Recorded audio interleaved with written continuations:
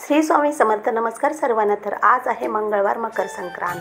मस्त अशी दरवाजामध्ये रांगोळी काढलेली आहे. आता देवघरामधील देवघर पुसून घेऊन सर्व मूर्त्या स्वच्छ घासून धुवून घेणार आहे आणि पोठो पुसून घेणार आहे ओल्या कपड्याने. देवघरातील देव स्वच्छ धुवून पुसून झालेले आहेत आणि इथे सुगड पुजायची सुद्धा तयारी झालेली आहे. प्रथम आपण दोन्ही ठिकाणी बत्ती लावून घेऊया. एकदम सोप्या पद्धतीने मी सुगड पुसते. इथे तांदळाच्या राशीवर गणपती म्हणून विड्याच्या 2 पानावर सुपारी ठेवायची आहे आणि या राशीवर आपलं सुगड ठेवायचं आहे. सुगड ठेवायच्या आधी इथे सर्व दिशाने हळदी कुंकाने रेषा काढायच्या आहेत दोन्ही सुगडवर.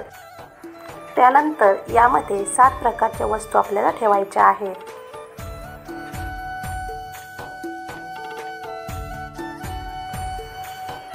आणि तिळगुळ आणि तिळाचे पण लाडू आतमध्ये ठेवायचे आहेत आणि वरती ते लाल सुगड छोटं ठेवायचं आहे.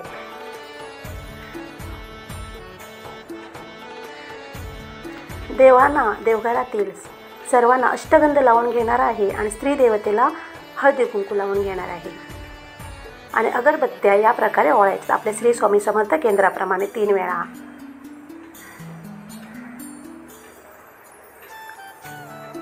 अगरबत्ती ओवाळून झाल्यानंतर आपल्याला नैवेद्य दाखवायचा आहे तिळगुळ आणि तिळाचे लाडू. त्यासाठी उजव्या हाताच्या मधल्या 2 बोटाने चौकोनी मंडल काढून मध्ये टिंब द्यायचा आहे आणि तिळगुळ आणि तिळाचे लाडू ठेवून त्यावर तुळशीपत्र ठेवायचं.